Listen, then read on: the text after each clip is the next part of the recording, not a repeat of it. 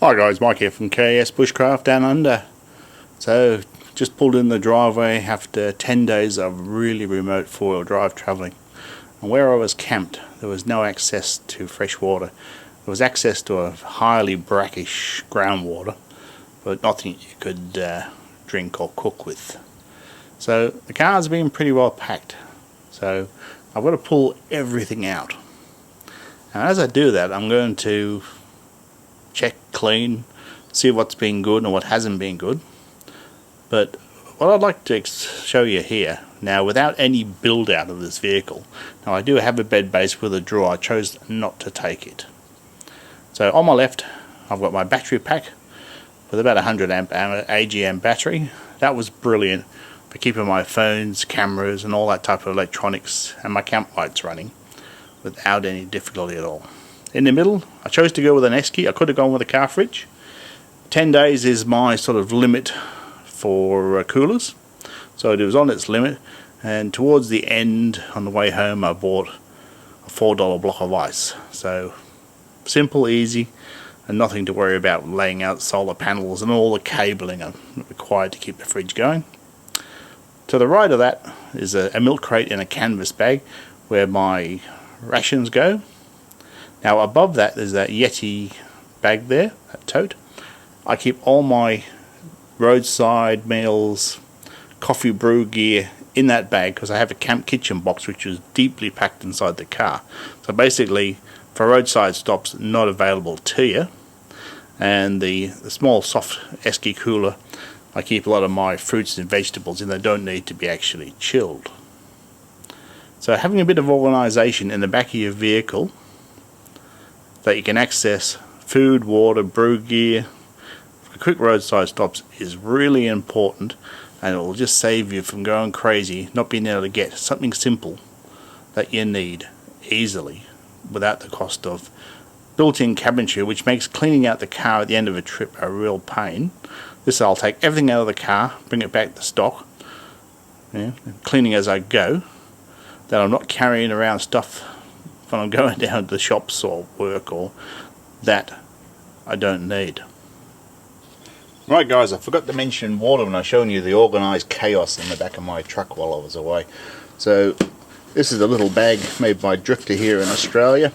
It holds these box water that I get at Woolworths, and these are really great. If you're having problems with water taint or you just need extra capacity. Now I took 5 of these boxes away with me on my trip because I don't have a water tank in this troop carrier, and I'm thinking about it, but there's lots of pluses and cons. So these are a great solution because as you use them up, you can fold the boxes away, take up less room, and you can move them around, but they don't like getting wet. So this is a great addition, but them by themselves are pretty good as well. Well guys, it's nice to have a clean car again. So much easier to clean the car out without the fitted drawers and bed base and stuff. So once I got everything out, it was just a matter of getting in there with a vacuum cleaner and a big sponge and cleaning everything. So I'm going to go through all the equipment I took on this trip and hope it gives you guys some good ideas of how to get organised and make the best of what you've already got. Well, this is about the sum of my 12 volt electrical gear. So a couple of headlamps, this one's rechargeable. These little hardcore lights, they're fabulous, and this little Goal Zero lantern, absolutely brilliant stuff. So this is a National Lunar box. It's got a 100 amp AGM battery inside, more than I need. We'll keep up with the fridge as long as you keep moving. I added extra merit sockets because they're the ones I tend to use. So I've got a fluorescent light which I tend to like better than the LED strip lights for some reason. And in the back of my vehicle I've got an additional white and amber lamp for illuminating the rear work area. So that's the sum total of my electrical gear. This works perfectly fine for me.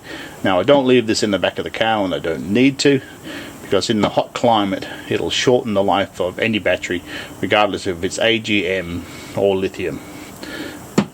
Batteries don't like heat. So that comes out and stored away. Being AGM, it's easier just to leave it on an automatic charger and grab it when I need it. Right guys, this is what I call my lunch tote.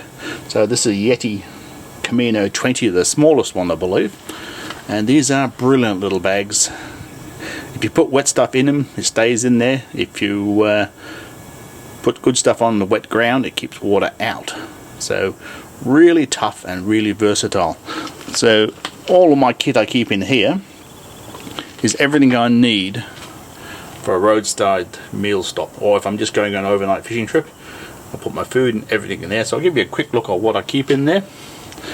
They're really well organised with little pockets and zips and stuff. So the contents: a couple of mugs. There's basically, you can obviously drink tea or coffee out of them, or soups. Dog and gun preloaded coffee filters. These are brilliant. You basically only require hot water. So even if you don't want to carry a stove, you just want to carry a thermos, you can make coffee. So tea bags, small cutting board that was made by one of my subscribers, which is as good as a plate. So if you want to make a roadside sandwich, you don't need plates. I've got this roll of utensils, basically anything I would need for a roadside meal. Obviously sugar. I've got an MSR reactor stove, super fast for boiling up on the side of the road. And in the bag I usually keep paper towels and a tea towel, and a wax canvas bag for putting in wet filters or rubbish, ready for the next litter drop. Right, this was the cooler I took. I had a few different ones at home to choose from. So this is a Evercool. It's an Australian company. These ones aren't made in Australia anymore. So it's a fiberglass one, so it's super light. So even allowing for the weight of ice, this is less than half of a full car fridge setup with a battery and controllers and cabling and all that. And there's absolutely nothing to go wrong. It won't fail in the middle of nowhere. So on the Good River Road, one of the guys had a lithium battery that only survived 100 k's of corrugations before it went tatars, leaving him with no way of keeping food cold. So with an esky, as long as you can buy ice occasionally, you've got a way of keeping your food cold. So my preferred choice for anything but the most remote trips over 10 days is the cooler.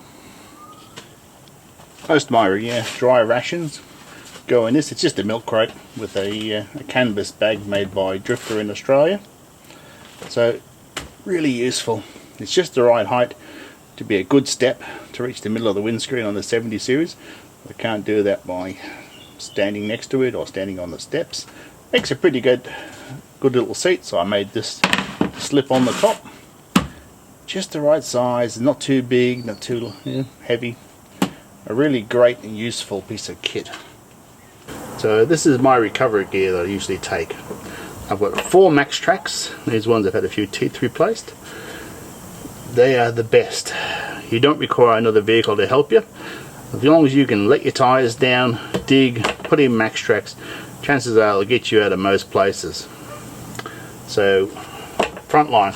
Secondary, I've got a kinetic recovery rope, shackles, bridle straps, but that requires a coordination of a separate vehicle, which if you don't know who you're traveling with or it's a stranger, it can go badly wrong. And badly wrong I mean deadly wrong. So if the connections between the two vehicles aren't 100% bomb proof, really don't do it. In this little sealed container I've got a spare fuel filter. This is a 3/8 socket roll.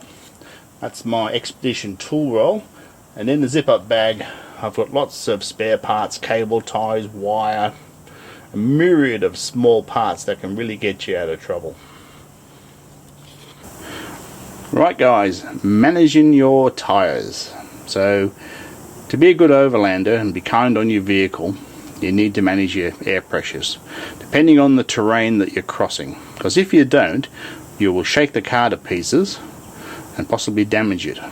So the ability to bring your tyres down to the right pressure, really important, and also to be able to put them back up to a pressure you can drive on the highway and get back out. So I always carry 2 air compressors, one portable, one's built into the back of the car, both identical compressors. Had years of service out of them, absolutely happy with those. You can go over the top and get a compressor that's so fast it requires a crank battery to run it, so it won't run off an AGM, so keep that in mind. Now for letting the air out of the tyres, you can just use a pencil and a normal tyre gauge. The rapid deflator, used them for years. As long as I change the valve stem cores, not a problem, because you can only do it a couple of times and it will not seal. So that's its down side. This trip I tried this Max Trax interface, so it's doing 2 tyres at once. So it is quicker and you do not need to remove the valve cores. Now it was accurate on the way down, but when I was pumping it back up it was off, so I'm not sure what was going on there. But it's really important that you carry a tyre gauge that you can trust, that's calibrated big enough that you can get it down to about 2 psi, because that can make the huge difference. It doesn't sound like much. Now the Max Trax one goes to 100 psi, so I'd be much happier if this had a much larger scale on it rather than going up to 100 psi. So that being that, it's really important to be able to manage your tyres. Okay guys, this is my primary gas stove. So in addition to this setup, I have a disposable butane canister stove that's really quite handy. So this is a 1-burner partner steel stove. Came from America. I bought it back in the day when the Australian dollar was at parity to the US. It's a brilliant piece of kit. It's a pressure regulated stove, and they are much more tolerant than dirt and grit than high pressure stoves that don't have a regulator, because they have very tiny jets, and the first hint of dust they will stop working. So dust is not your friend with gas. So in the 4 kilo cylinder here I've got a plug, and that's just there to keep dirt out of this fitting. Now the cylinder is sitting on a little plastic stand, which makes it a lot more stable in the back of the car, just for safety's sake. So look after your gas. Now some states in Australia, that's as big a gas cylinder as you can carry inside the vehicle. The 8.5s aren't allowed in some states. Right guys, this is my kitchen box. This is the Drifter 100 box. So it's a good size. I can handle it physically even when it's full of stuff. So I keep everything in here to basically look after 2 people in the field with everything they need. I've got all the tools to cook any of the meals I like. So in here I keep a single burner canister stove, and when I get set up I'll put the cook part of the stove in here as well. So if I do need 2 burners, I've got them, but I've also got 2 stove systems should anything fail on one or the other. This, guys, is what they call a sand mat. So I keep this towards the top of the load in the back. So I put this on the ground, and as I'm decanting gear out of the back of the car, rather than throw it into the dirt, or if I need to get onto the car or whatever, it's a multi-useful piece of kit. So it allows sand to pass through, so it stops you trailing sand into your swags and into your tents. It's really a useful piece of kit. Right, for general shelter I carried the Snow Peak HD Hexitar. So this is brilliant. Now this stood up to 10 days of howling wind in Sharks Bay. Now most of the campsites up in Sharks Bay are geared towards caravans, so you can't drive a normal tent peg in there. So I carried an impact driver with a 3/8 adapter to bang these guys in. I actually managed to bend a couple of these while I was away. So normal tent pegs I would have not got them in. So they are worth carrying if you're going to go to campsites which are primarily designed for caravans, because they're rock hard. Right guys, on this trip I actually carried a swag and a tent. So this is an ARB double swag, their Sky Dome. Now when I first got this tent, the poles failed and ARB would not warrant it. Basically they accused me of jumping on it. And I ended up sourcing some fiberglass poles, and ever since I got those it's been brilliant. But lots of people have commented and spoke to me that they've had 2 or 3 sets of poles. So obviously it was the ARB dealer I was talking to that wouldn't warrant it. So having a double swag, even if you're on your own, is brilliant, because it allows you to put your clothes and your valuables in the swag with you. So if you are a solo and you've got the room, I would definitely recommend a double swag, even though it seems a bit luxurious. So this is my 4-man Eureka Dome. I bought this in 1997. It's done hundreds of remote trips. It's a brilliant dome tent, especially if you're a couple, because it'll take a standard double bed mattress in the middle with room on both sides for clothing and stuff. Now, it's easy to get dressed in this. Although you can't stand up, you can stoop up, which as you're getting older, getting your pants and your clothes on in the swag is a bit of a challenge. This gives you enough room for that, and it's obviously a lot more compact than the swag, though the swag does have a mattress in it.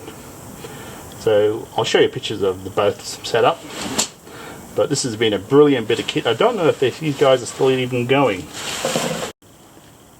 Right, my camp chair. So this one is huge. This one's branded ARB, but if you're doing big days and you want a nice comfortable sit down, I wouldn't skimp on the camp chairs.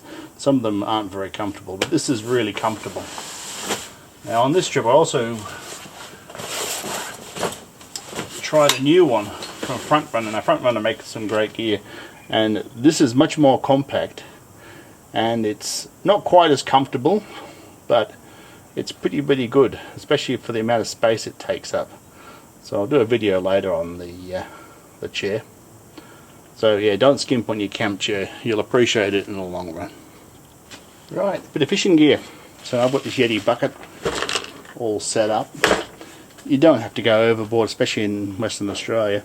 There's some fantastic fishing that you can have with a bunch of hand lines, especially off some of the big jetties up north. So I've got a couple of pack rods, a 2-piece one, mainly for ease of carry. Back in the day I would carry a 10-foot 1-piece rod, but them days are over. So yeah, you can have a lot of fun with very little stuff here.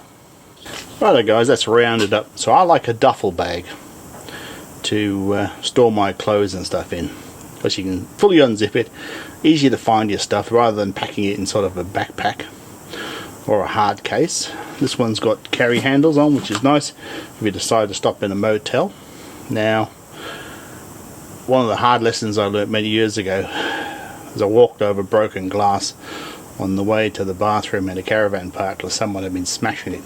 So I always take reef walking boots with me, and if I'm moving around in the dark rather than barefooted, I wear those. I know it sounds silly, but after a 400-kilometre trip cut through to your foot, hard lesson learned. Anyway guys, if this type of content helps you out, don't forget to like and subscribe, and I'll catch you next time.